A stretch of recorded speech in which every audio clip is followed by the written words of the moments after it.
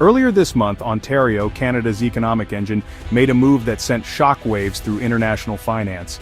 The province issued a $2 billion US dollar bond, standard practice, but with a twist. Not a single American bank was invited to manage the deal. Wall Street giants like JP Morgan and Bank of America, usually fixtures in such transactions, were left out entirely. Instead, the deal went to UK-based Barclays and 3 Canadian banks, breaking a decade-long precedent. This was no accident, it was a calculated message to Washington. Ontario, home to Canada's auto industry, signaled that retaliation in trade disputes could target America's prized financial sector, not just goods. The move stunned markets and left analysts scrambling to interpret its meaning.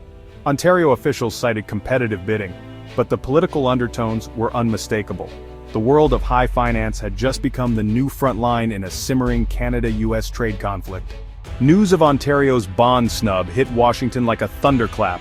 President Trump, never one to let a slight go unanswered, erupted on social media, framing the move as a direct attack on American financial dominance.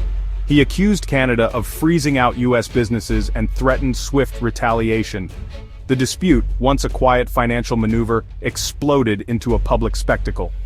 Trudeau's government, hoping for quiet negotiations, was thrust into the spotlight.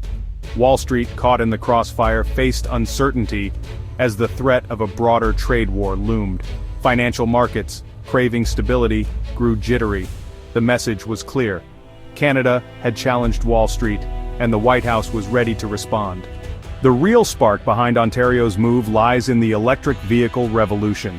The US, under Trump, pushed Buy American policies, offering tax credits only for vehicles and batteries made in the States. This threatened Canada's auto sector, which relies on seamless cross-border supply chains. Ottawa argued these policies violated the USMCA trade pact and endangered Canadian jobs. In response, Canada prepared targeted tariffs, and Ontario's bond deal became a warning shot, showing financial retaliation was on the table. The stakes are high.